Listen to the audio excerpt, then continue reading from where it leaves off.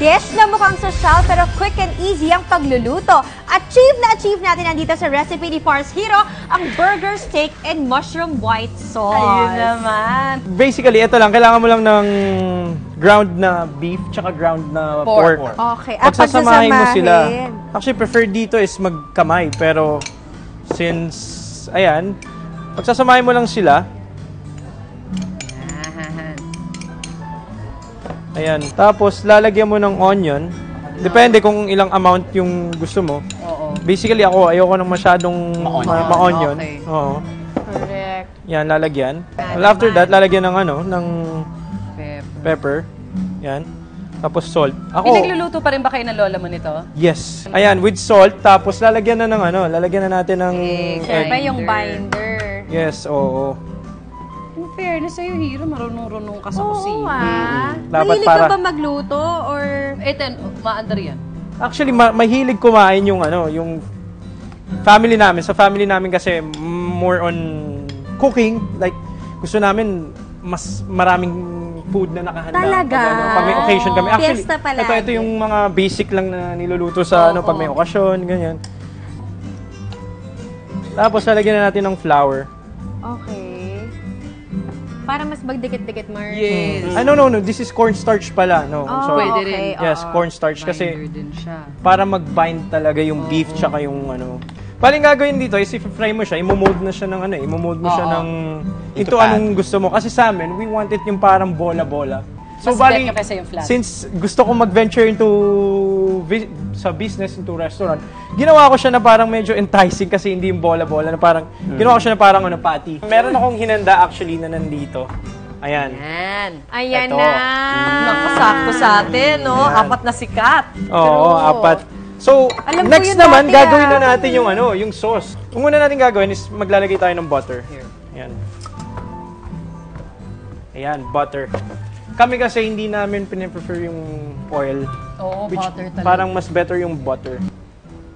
So, yan, continuous lang yung papasok na natin yung garlic tsaka yung onion. Nice. Ikaw naman, Mars Michelle, kamusta na ng last few weeks mo as First Lady?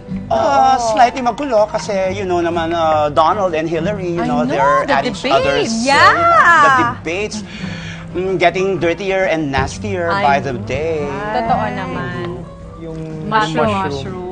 Sa amin kasi, namin, gusto namin ma-achieve yung medyo nagbe-brown din yung mushroom. Oo, of course. Ako, nung first na try ko, nung tinuro sa akin yung recipe, nung first attempt ko, siya prito.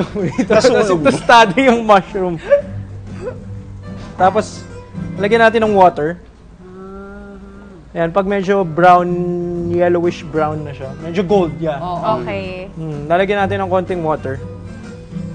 Not too much. Not too much, yes.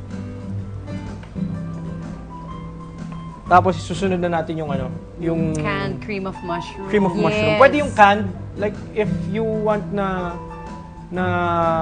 yung tipid, canned, pero yung iba ginagawa nila kasi is luluto talaga sila ng cream of mushroom. Oh, grabe Pero sa amin, canned, okay na yung canned.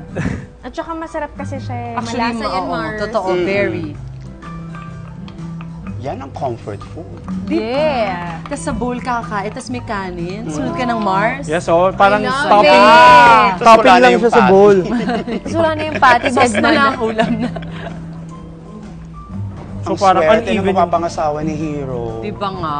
Mahusay magluto. Totoo.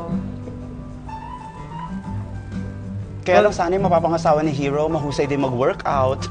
Kasi mapapakain ng gusto. Totoo naman. Ayan, ito Cornstarch. yung cornstarch. Yes. Tapos, yes, ayan, yung cream. Cream. Yeah, milk, actually. Oo. Better. Parang evaporated milk. Oo, Mars. Sarap. Oh my God.